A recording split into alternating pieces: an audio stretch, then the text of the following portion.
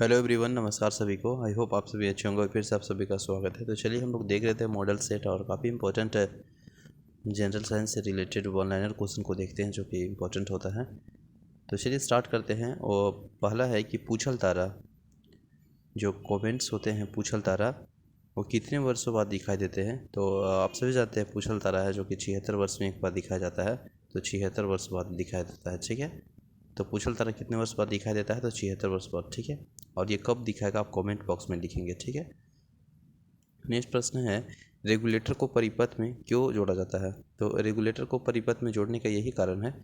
परिपथ में इसलिए जोड़ा जाता है ताकि उस दोनों का बीच जो है ना संतुलन बना रहे और जो धारा का नियंत्रण है, कंट्रोल है, वो कार्य करने हेतु। तो रेगुलेटर को जो परिपथ में जोड़ा जाता है क्यों, तो सिंपल सी बात है, धारा नियंत्रण, जो धारा होता है, करंट होता है ना, धारा जो करंट होता है उसका नियंत्रण, कंट्रोल हो और कार्य करने हेतु जोड़ा जाता है, ठीक है। नेक्स्ट है कि किस रंग का तरंग दैर्ध्य सबसे अधिक होता है। तो किस रंग का जो तरंग दैर्ध्य है उस कलर का सबसे अधिक होता है। तो आप सभी जानते हैं रेड का होता है, यानी लाल का होता है ना। तो लाल रंग का तरंग दैर्ध्य सबसे अधिक होता है, तो लाल इज राइट आंसर दिया है।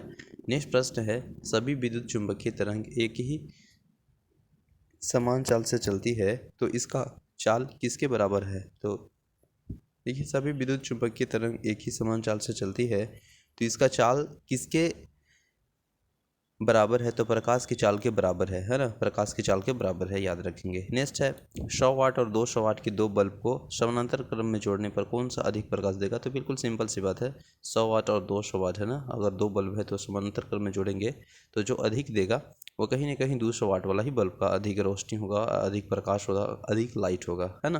तो 200 वाट वाला बल्ब को। नेक्स्ट प्रश्न है, कौन सी तरंग ठोस, द्रव और गैस सभी माध्यम में उत्पन्न की जा सकती है। तो कौन सा जो तरंग है वह ठोस के साथ साथ द्रव और द्रव के साथ साथ गैस, यानी तीनों माध्यम में उत्पन्न की जा सकती है। तो वह जो आपका माध्यम है, मीडियम है, वो अनुदैर्ध्य में, है ना, अनुदैर्ध्य उत्पन्न की जा सकती है, ठीक है ना।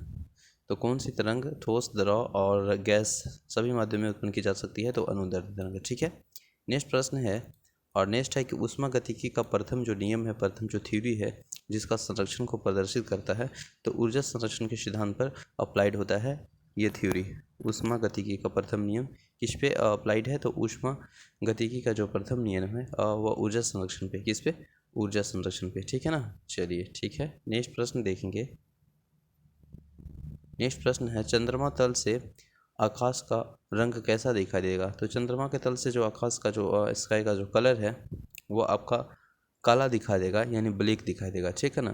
तो यह आपका ब्लैक राइट आंसर है। नेक्स्ट प्रश्न है, पृथ्वी का द्रव्यमान लगभग कितना होता है। तो पृथ्वी का जो द्रव्यमान है लगभग वह 5.972 मल्टीपल 10⁻⁴ kg होता है। यह पृथ्वी का द्रव्यमान है ना।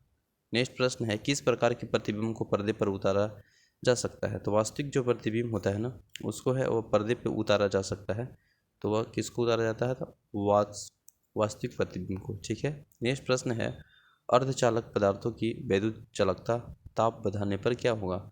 तो अर्धचालक पदार्थ की जो वैद्युत चालकता है वह ताप बढ़ाने पे जो टेम्परेचर बढ़ाने पे बढ़ जाती है ना, बढ़ जाती है, याद रखेंगे। नेक्स्ट प्रश्न है, वायुयान की चाल व ध्वनि की चाल के अनुपात को क्या कहते हैं।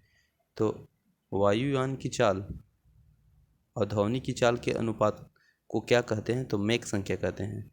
मेक संख्या जो आपका वायुयान की चाल है और जो ध्वनि की चाल का अनुपात है उसको क्या बोलते हैं, तो मेक संख्या बोलते हैं, ठीक है ना। नेक्स्ट है कि समतल दर्पण में व्यक्ति को अपना पूरा प्रतिबिंब देखने के लिए दर्पण की लंबाई कम से कम कितनी होनी चाहिए। तो समतल दर्पण में व्यक्ति की अपना पूरा प्रतिबिंब देखने के लिए जो दर्पण की लंबाई है ना वो कम से कम होना चाहिए व्यक्ति की लंबाई के आधी। तो व्यक्ति की लंबाई की आधी होनी चाहिए। अगर व्यक्ति मान लीजिए 6 फीट की है ना, तो जो दर्पण की जो लंबाई होनी चाहिए वो कितना होना चाहिए, तो व्यक्ति की लंबाई की आधी। तो 6 फीट अगर व्यक्ति है तो उसका आधा कितना हो जाएगा, 3 फीट होना चाहिए, ठीक है ना। चलिए नेक्स्ट प्रश्न है, तारों का जीवन काल किस पे डिपेंड करता है, किस पे निर्भर करता है। तो उसके ताप और द्रव्यमान पे डिपेंड करता है। तो ताप और द्रव्यमान पे निर्भर करता है, ठीक है। नेक्स्ट प्रश्न है, कि पृथ्वी की वायु ज्ञात करने में किनका प्रयोग करते हैं। तो पृथ्वी का अगर वायु ज्ञात करना है, मेजरमेंट करना है, तो उसका जो प्रयोग करते हैं वह यूरेनियम डेटिंग का प्रयोग करते हैं। तो याद रखिएगा, यूरेनियम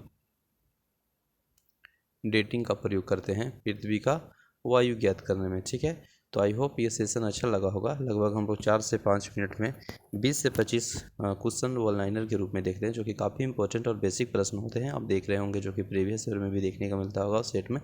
तो सेशन अच्छा लगे तो आप लाइक अवश्य करें, और चैनल में नए हैं तो प्लीज़ आप सब्सक्राइब कर लें। ठीक है, ताकि टाइम से नोटिफिकेशन मिलता रहे। तो चलिए मिलते हैं नेक्स्ट वीडियो में, तब तक के लिए बने रहें। जय हिंद।